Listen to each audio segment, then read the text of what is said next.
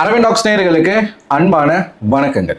இந்த வீடியோவில் நம்ம ரெண்டு விஷயத்தை பற்றி பேச போகிறோம். ஒன்று, ஆஸ் யூஷுவல் நம்ம எல்லாருக்கும் தெரிஞ்ச விஜய் டிவி அப்படின்னாலே விஜய் டிவியில் இருக்கக்கூடிய விஜய் டிவினாலையும் கான்ட்ரவர்சி ஏற்படுறது சகஜமாக போச்சு. விஜய் டிவியில் இருக்கிற ஆட்களாலையும் கான்ட்ரவர்சி ஏற்படுவது அப்படிங்கிறது சகஜமான ஒரு விஷயமா போச்சு. ரீசெண்டாக விஜய் டிவியில் இருக்கிற விஜய் டிவி புகழ், மாகாப்பா ஆனந்த் இவங்க எல்லாருமே சேர்ந்து இந்த தர்பீஸ் அடிச்சிட்டாங்க அப்படின்னு தர்பீஸ் போயிட்டு ஒரு புகார் கொடுத்து அது ஒரு கான்ட்ரவர்சியாக போயிட்டு இருந்துச்சு இல்லையா. இப்போ அதே மாதிரி அந்த சேனல்லையே இன்னொருத்தர் இருக்கார். அவர் ஒரு காமெடி நடிகர், அப்படி ஒரு காமெடியன் அப்படின்னு சொல்லிக்கிட்டு பயபுல பண்ற வேலை எல்லாமே சில்மிஷ வேலைகளாக தான் இருக்குது. ஒருத்தரை பத்தின விஷயங்கள் ஒன்று ஒன்றா வெளியில வந்துகிட்டே இருக்கு. இதுக்கு முன்னாடி ஒரு பொண்ணு கேஸ்ல மாட்டினாப்புல, பொண்ணுன்றத ஒரு திருநங்கை வழக்குல மாட்டினாப்புல. யாரை பற்றி நான் பேசுகிறேன்றது உங்களுக்கு நல்லாவே புரிஞ்சிருக்கும். வேற யாரும் இல்லை, நம்மளுடைய நாஞ்சில் விஜயன் அவர்கள் தான். ஆள் பார்க்க குட்டியோன்று இருப்பாப்புல, ஆனால் பண்ணுற வேலையெல்லாம் ரொம்ப பெருசாக பண்ணிக்கிட்டு இருக்காரு. கொஞ்ச நாளைக்கு முன்னாடி வைஷ்ணவி அப்படிங்கிற ஒரு திருநங்கை, அவங்க கொஞ்சம் பிரபலமான ஒரு நபர் தான். படங்கள்லாம் நடிச்சிருக்காங்கன்னு நினைக்கிறேன். நான் ஒரு இன்ஃப்ளூயன்சர்னு வச்சுக்கோங்களேன், ஒரு சோஷியல் மீடியா இன்ஃப்ளூயன்சர் தான்.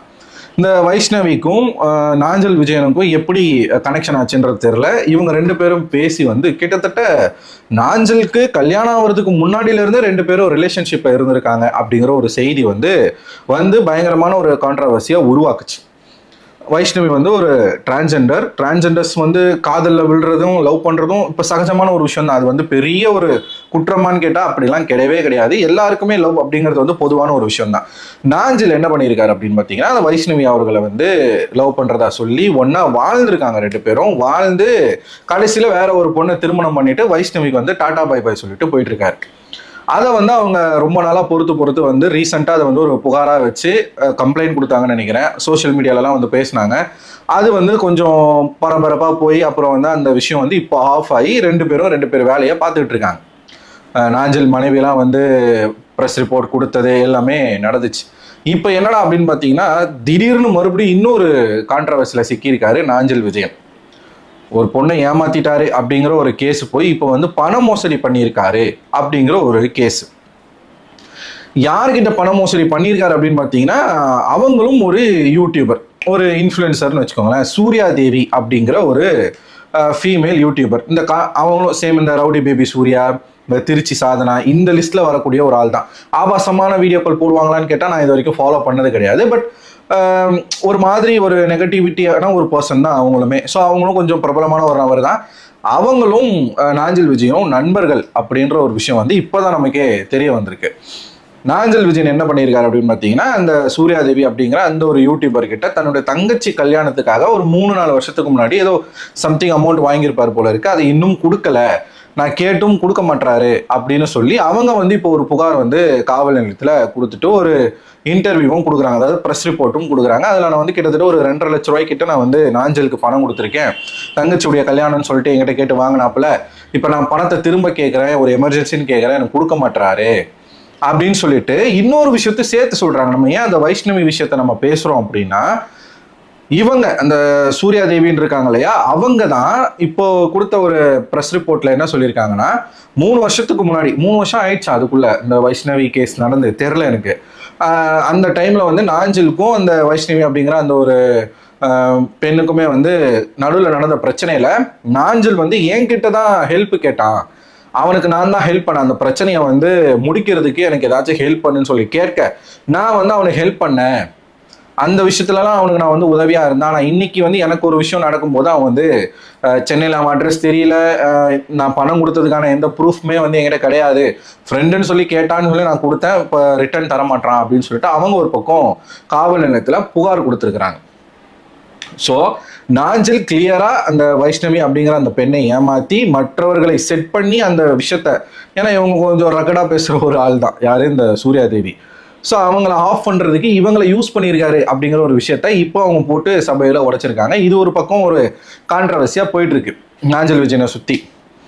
இந்த பக்கம் நம்ம ஒரு 2 நாள் முன்னாடி மாஸ்டர் மகேந்திரன் அவர்களை பற்றி ஒரு வீடியோ பேசியிருந்தோம். அது பெரும்பான்மையான மக்களை போய் சேரலை. ஏன்னா நம்ம மக்கள் தான் காசிப் பின்னாடி போகிற ஆட்கள் இல்லையா, பாலிடிக்ஸ் பாஸ்னா அவங்களுக்கு பிடிக்காது. 2 நாள் முன்னாடி நம்ம மகேந்திரனை பற்றி பேசியிருந்தோம். நிறைய பேர் பேசியிருந்தாங்க. அதெல்லாம் மகேந்திரன் பார்த்துட்டு ஒரு ரிப்ளை வீடியோ அப்படின்னு சொல்லி ஒரு வீடியோ வந்து போட்டிருக்காப்புல நேத்திக்கு. நான் நைட்டு தான் அந்த வீடியோவை பார்த்தேன். அந்த வீடியோவில் சரி தற்கூரித்தனமாக பேசிட்டாப்புல, இப்பயாச்சும் கொஞ்சம் தெளிவாக பேசுவார் அப்படின்னு நினச்சி நம்ம அந்த வீடியோவை பார்த்தா தற்கூரியை தாண்டி மகா மட்டமான தற்கூரியா மாதிரி இந்த இந்த ரிப்ளை வீடியோவுக்கு நீங்கள் போடாமே இருந்திருக்கலாம் அப்படின்னு தான் இப்போ எல்லாரும் மறுபடியும் மகேந்திரனை திட்ட ஆரம்பிச்சிருக்காங்க. நீ முன்னாடி பேசுனதே தப்பு, அதுக்கு நான் மறுபடியும் விளக்கம் கொடுக்குறேன்னு சொல்லி ஒரு வீடியோ பேசி மறுபடியும் நீ மாற்ற பத்தியா, அப்போ நீங்கள் எந்த அளவுக்கு ஒரு தற்கூரியா இருப்ப அப்படின்னு சொல்லி மகேந்திரனை இப்போ போட்டு மறுபடியும் உங்களுக்குலாம் எதுக்கடா அரசியல் அப்படின்னு கேட்குறாங்க. ஏற்கனவே என்ன பேசியிருந்தாப்புல ஒரு இன்டர்வியூவில் அவர்கிட்ட வந்து ஒரு அரசியல் சார்ந்து ஒரு கேள்வி கேட்கப்படுது. தமிழ்நாடு முழுக்க ஆங்காங்கே வந்து மின்சாரம் வந்து கட் ஆகுது, பவர் கட் ஆகுது, இதை பற்றி நீங்கள் என்ன நினைக்கிறீங்க அப்படின்னு ஒரு கேள்வி கேட்டதுக்கு இவர் பெரிய வார்ம் ஃபயர் மாதிரி வந்து கட் ஆகுதா, இத்தனை நாள் கரண்ட் இருந்துச்சுல்ல, இப்போ தானே கட் ஆகுது, அட்ஜஸ்ட் பண்ணிக்கோங்க, கேள்வி கேட்காதீங்கன்றேன். கேள்வியே கேட்டுட்டு இருந்தீங்கன்னா உங்களுக்கு வந்து எப்போங்க பதில் கிடைக்கும்? நீங்கள் கேள்வி கேட்டால் மட்டும் உங்களுக்கு பதில் கிடைச்சிருமா? கேள்வி கேட்கறத நிப்பாட்டினாதான் பதில் கிடைக்கும் அப்படின்னு வந்து புதுசா பேசினாப்புல. கேள்வியே கேட்காம எங்கேருந்து பதில் கிடைக்கும் அப்படின்ற ஒரு கேள்வியை நம்ம திரும்ப வச்சோம். சோலார் சிஸ்டம்னு ஒன்று கண்டுபிடிச்சாங்க, அதை வந்து யூஸ் பண்ணி எல்லாருமே கரண்ட் எடுத்துக்க வேண்டியதானே. எனக்கு தெரியும், எனக்கு வந்து ஒரு சோலார் சிஸ்டம் வச்சு அது solar panel, solar power, solar energy இதெல்லாம் விட்டாப்புல விண்வெளிக்கு போயிட்டார். சூரியன்லேருந்து நேராக கரண்ட் எடுப்பார் பொழுது அவர் சோலார் சிஸ்டம் மூலமாக கரண்ட் எடுக்க போகிறேன் அப்படின்னாப்புல. எனக்கு தெரியும், 2 ஒயரை செட் பண்ணி ஒரு ஃபேனை ஓட வைக்கிறதுக்கு எனக்கு தெரியும், அந்த மாதிரி மக்கள் பண்ணிட்டு போங்க அப்படின்னு சொல்லி மூளையை வந்து முதுகில் வச்சுக்கிட்டு இருக்கவங்க கூட அப்படி பேச மாட்டான், அப்படி பேசினாப்புல. இதை வந்து எல்லாரும் போட்டு காரி துப்பி செருப்பை கழட்டி அடிச்சு வந்து கேள்வி கேட்டாங்க. ஏண்டா மக்கள் கேள்வி கேட்கக்கூடாதா? கேள்வி ஒரு விஷயம் வந்து இப்போ சென்னை முழுக்க வந்து நைட் ஆனால் கரண்ட் கட் ஆகுது. இங்கே எந்த அளவுக்கு வந்து வெப்பநிலை உயர்ந்திருக்குன்றது இவனை மாதிரி எலைட்டான ஆட்களுக்கெல்லாம் தெரியாது. சகஜமாக சாமானிய மக்கள் எவ்வளோ அவதிப்படுறாங்க. கரண்ட் இருந்தும் ஃபேன் போட்டும் இப்போ ஏசி இல்லாமல் எந்த வீட்லையுமே இருக்க முடியல அப்படிங்கிற ஒரு சுச்சுவேஷனில் இருக்கிறாங்க. அப்போ கரண்ட் இல்லைன்னா எப்படி இருக்கும்? இப்போ நானே இந்த ரூமில் உட்காந்து பேசுகிறேன்னா என் பெட்ரூமில் ஏசி இருக்குது, என் ஸ்டூடியோவில் ஏசி கிடையாது. அங்கே ஃபேன் ஆஃப் பண்ணிவிட்டு என்னால் ஒரு வீடியோ கூட பேச முடியல, அவ்வளவு வெயில், அவ்வளவு வெக்கையாக இருக்குது, வேர்த்து ஊற்றுது. இப்போ நான் ஏசியை போட்டு இங்கே உட்காந்து பேசிக்கிட்டு இருக்கேன், ஏன்னா முடியல. இப்படித்தான் பல வீட்டில் இருக்குது. பல பேர் வீட்டில் வந்து இந்த ஏசிலாம் கிடையாது இல்லையா, வசதி கிடையாது. அப்போ அந்த மக்கள் கரண்ட் இல்லைன்னா என்ன பண்ணுவான்? ஃபேன் இருந்தே முடியலை, பச்சை குழந்தை கை குழந்தையெல்லாம் வச்சுக்கிட்டு என்ன பண்ணுவாங்க? இது இவனுக்கு வந்து ஒரு விளையாட்டா 6 மாதத்துக்கு கேள்வி கேட்காதீங்க, கேள்வி கேட்டால் மட்டும் உங்களுக்கு கரண்ட் வந்துடுமா, என் வீட்டிலேருந்து கரண்ட் எடுத்துக்கோங்கன்னா இப்படிலாம் பேசிட்டு இவனை அடித்த உடனே இப்போ ரிப்ளை வீடியோன்னு வந்து என்ன பேசியிருக்கான்னா வாயில் கெட்ட வார்த்தை தான் வருது. ரிப்ளை வீடியோவில் என்ன சொல்லியிருக்காரு, நான் பேசுனது வந்து தப்பாக பல பேர் வந்து புரிஞ்சுக்கிட்டாங்க அப்படின்னு சொல்லிட்டு விளக்கம் கொடுக்குறாரு. கேள்வி கேட்காதீங்கன்னு நான் சொன்னேன். ஏன் சொன்னேன்னா, யாரை சொன்னேன் அப்படின்னா, இந்த கரண்ட்டை வச்சு அரசியல் பண்ணுறாங்க தெரியுமா, அவங்கள சொன்னேன். வெகு சில மக்கள், நான் வந்து பொதுமக்களை சொல்லலை, இந்த கரண்ட்டை வச்சு அரசியல் பண்ணுறவங்க, இதை வச்சு வந்து இது பண்ணுறவங்க, நான் அவங்கள தான் கேட்டேன்.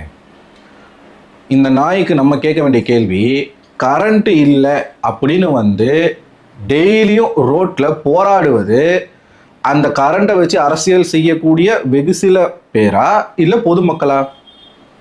ஏண்டா தெரு தெருவா, ஏரியாவா கரண்ட் இல்லை, 3 மணி நேரம் இல்லை, 4 மணி நேரம் இல்லை, 10 மணி நேரம் இல்லைன்னு சொல்லி மக்கள் வீதியில் வந்து போராட்டம் பண்ணுறான், சாலை மறியல் பண்ணுறான். அவன் தான் அந்த கேள்வி கேட்கறதே மக்கள் தான். நீ கேள்வி கேட்குற மக்களை கேள்வி கேட்கக்கூடாதுன்னு சொல்கிறதுக்கு உனக்கு யார் அதிகாரம் கொடுத்தது? இதைத்தான் மகேந்திரன் எல்லாருமே கேட்குறாங்க. ஓட்டு போட்ட மக்கள் கேள்வி கேட்கக்கூடாதா? இதை வந்து எப்படிலாம் சமாளிக்க முடியுமோ அப்படிலாம் இப்போ சமாளிச்சுக்கிட்டு இருக்காப்புல. சோலார் சிஸ்டம்னு நான் சொல்லிட்டேன், நான் வந்து பெருசாக படிக்கலை, நீ தற்கூறின்றது எங்களுக்கு தெரியுது, அதான் மலைக்கு கூட பள்ளிக்கூடம் பக்கத்தில் ஒதுங்காதவன்றது தெரியுது, ஏன்னா நீ பேசுறது மூலமாகவே தெரிஞ்சிச்சு. இதை வந்து அவரே ஒத்துக்கிறாராமா, நான் வந்து பெருசாக படிக்கலைங்க, நான் 10th படித்தேன், அப்புறம் 12th அது இதுன்னு என்னென்னமோ சொல்கிறான், நான் பெருசாக நான் வந்து யோசிக்காமல் சொல்லிட்டேன், நான் சோலார் பவர்னு சொல்லியிருக்கலாம், சோலார் பேனல்னு சொல்லியிருக்கலாம், சோலார் எனர்ஜின்னு சொல்லியிருக்கலாம், சோலார் சிஸ்டம்னு சொல்லிட்டேன், என் தவறு தான், மன்னிச்சிருங்க அப்படின்ற. என் வீட்டிலேருந்து நான் கரண்ட் எடுத்துக்க நான் எப்படிங்க என் வீட்டிலேருந்து கரண்ட் எடுத்துக்க சொல்லுவேன்? நான் அப்படி சொல்லலை. சரி எப்படி சொன்னேன் அப்படின்னு கேட்டால், என் வீட்டில் கூட கரண்ட் போட்டுமே, நான் அந்த மக்களோட கஷ்டப்படுறேனே, அப்போ மக்கள் கஷ்டப்படுறான்னு தெரியுதுல்ல. இவர் பெரிய மகாத்மா, இவர் பெரிய அன்னை தெரேசா, அப்படியே வந்து இயேசுநாதர் இவர். என்கிட்ட இருந்து கரண்ட் எடுத்துக்கும். அவர் எப்படி என்ன அர்த்தத்தில் சொல்றாராமா, ஏன் மக்கள் வீட்டுல இருந்து மட்டும் கரண்ட் எடுக்கிறீங்க, என் வீட்டுல இருந்து கூட கரண்ட் எடுத்துக்கோங்க, நான் மக்களோட மக்களா இருக்கேன். நீ என்ன பெரிய ஜமீன் பரம்பரையா? புரியலையா? ராஜராஜ சோழன் ராஜேந்திர சோழன் வாரிசா நீங்க? என்னமோ பெரிய இவன் மாதிரி என் வீட்டுல இருந்து கூட எடுத்துக்கோங்க, நானும் மக்களோட கஷ்டப்படுறேன், அப்படிதான் நான் சொன்னேன். டேய், நீ ஃபீல்டிலே இல்லடா. நீ மகேந்திரன்ற ஒரு ஆளே இல்லை. அது ஏதோ விஜய் கூட சேர்ந்து நடிச்சதுனால நீ திரும்ப வெளியில தெரியல. லேபிள்னு ஒரு சீரீஸ்ல நடிச்சு நீ உன்னை வந்து நீ அசிங்கப்பட்டது போதாதா? வாயை வச்சுட்டு சும்மா தான் இருங்களேன்டா. நீங்களாம் எதுக்கடா அரசியல் பேசுறீங்க? ஓட்டை போட்டோமா, ஒரு பாட்டை போட்டோமா, ரீல்ஸை போட்டோமான்னு போக வேண்டியதானே. உங்களுக்கு எதுக்கு பாலிடிக்ஸு? கஷ்டப்படுற மக்கள் கேள்வி கேட்கக்கூடாது, 6 மாதம் கேள்வி கேட்காதீங்க நான் சொன்னேன். ஏன் சொன்னேன்னா, விஜய் அண்ணா வந்து ஒரு 6 மாதத்துக்கு என்னை எந்த கேள்வியும் கேட்காதீங்க, என்னை என் போக்கில் விடுங்கன்னு சொன்னார். அதனால அண்ணனுக்காக நான் சொன்னேன் அப்படின்னு இந்த மகேந்திரன் சொல்கிறான். ஒரு 2 நாளைக்கு முன்னாடி வந்து 3 வயசு குழந்தை, கும்முடிப்பூண்டியில் 3 வயசு குழந்தை ஒரு வட இந்தியனால கற்பழிக்கப்பட்டு கொலை செய்யப்பட்டிருக்காங்க. 24 மணி நேரத்துல 12 பெண் குழந்தைகள் மீது பாலியல் சீண்டல் நடந்திருக்கு, கேஸ் ரெஜிஸ்டர் ஆயிருக்கு. இன்னைக்கு நடக்கிற இந்த சமீப காலமா நடக்கிற எஸ்பெஷலி பெண்கள் மீது நடக்கக்கூடிய இந்த பாலியல் சம்பந்தமான இந்த சீண்டல்களுக்கு காரணமா இருக்கிறது தாவேகா நிர்வாகிகள் அப்படின்றது எல்லா செய்திகளிலும் வந்துகிட்டு இருக்கக்கூடிய ஒரு முக்கியமான விஷயம். பெண்களுக்கான பாதுகாப்பை நான் கொடுப்பேன்னு சொல்லி ஆட்சியை பிடிச்ச இந்த கட்சி தொண்டர்கள் கிட்ட இருந்து பெண்களுக்கு பாதுகாப்பு கொடுக்க வேண்டிய ஒரு சுச்சுவேஷன் இன்னைக்கு அமைஞ்சிருக்கு. பெண் காவலர் பாலியல் ரீதியான துன்புறுத்தலுக்கு ஆளாயிருக்காங்க. இப்படி நடந்துகிட்டு இருக்கு. ஒரே நாள்ல 7 பெண் குழந்தைகள் வந்து பாலியல் சீண்டலுக்கு உள்ளாக்கப்பட்டிருக்காங்க. இப்ப இதெல்லாம் கேள்வி கேட்கலாமா, கேட்கக்கூடாதா? 6 மாசம் கழிச்சு கேட்கலான்னு சொல்றியா? இன்னைக்கு நடக்குது, முந்தானத்து நடக்குது, 3 வயசு குழந்தை இறந்து போயிருக்கு. இதை மக்கள் கேள்வி கேட்பாங்களா, கேட்க மாட்டாங்களா? இதை கேட்டா 6 மாசம் எனக்கு டைம். எப்படிடா பேசுறீங்க? அப்புறம் எதுக்குடா நீங்க அரசியலுக்கு வந்தீங்க? எதுக்கு நீங்க ஓட்டு வாங்கி எதுக்கு ஆட்சி அமைச்சிங்க? ஆட்சி அமைச்சிட்டு மக்கள் கேள்வி கேட்கக்கூடாதுன்னா வெள்ளை அறிக்கைன்னு ஒன்று கொடுக்குறீங்க. வெள்ளை அறிக்கையை கொடுத்துருக்காப்புல. தமிழுக்கு வந்த சோதனையா இவங்க கிட்ட மாட்டிக்கிட்ட அந்த நிதித்துறை அமைச்சர் எங்க ஏரியா எம்எல்ஏ தான், ஆர்கே நகர் மரிய வில்சன் நிதி அமைச்சர். அவர் பேசுற தமிழை கேட்டீங்கன்னா தமிழ் மொழி மேலே உங்களுக்கு வெறுப்பு வந்துடும். அந்த மாதிரி பேசிக்கிட்டு இருக்காப்புல. பார்த்து படிக்க தெரில. இவர் கல்வி தந்தை வேற. நல்லா இருக்குல்ல? ஆர்கே நகரனுடைய கல்வி தந்தை இவர் தான்.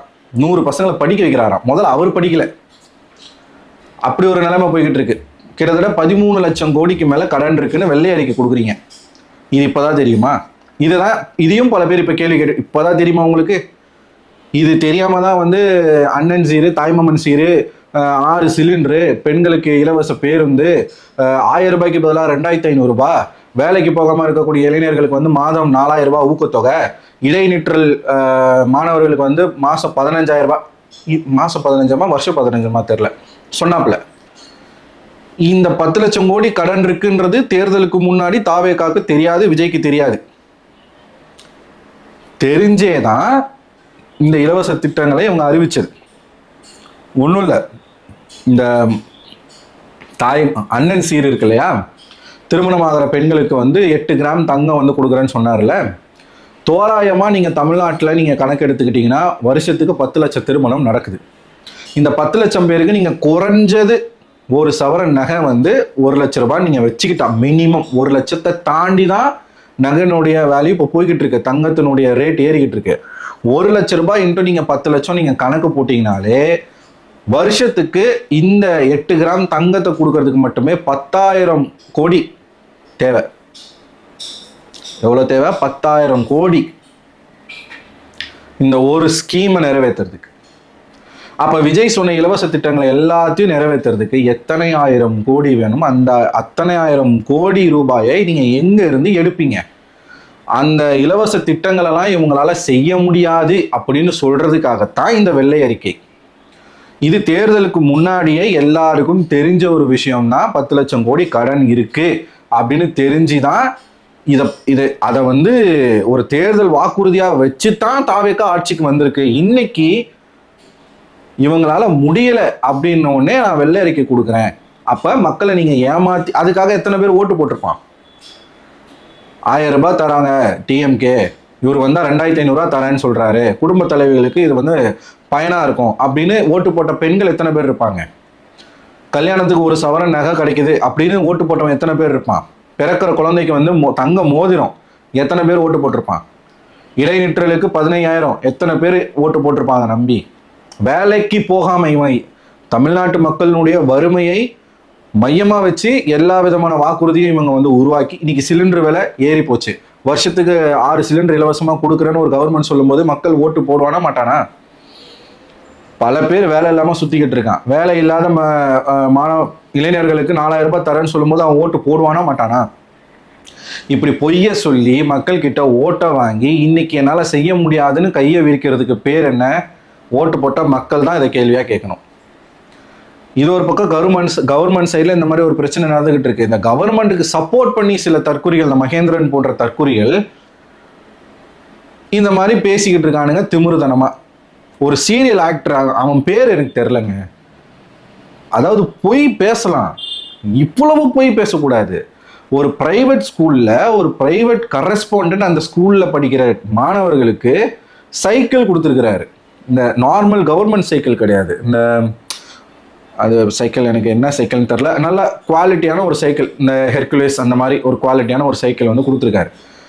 பிரைவேட் ஸ்கூலினுடைய கரஸ்பாண்டன்ட் அவங்க ஸ்டூடெண்ட்ஸ்க்கு கொடுத்துருக்காரு. அதை எடுத்து முதலமைச்சர் விஜய் கொடுத்தாரு அப்படின்னு ஒரு பொய்யை சொல்லி ஒரு வீடியோ போடுறான்.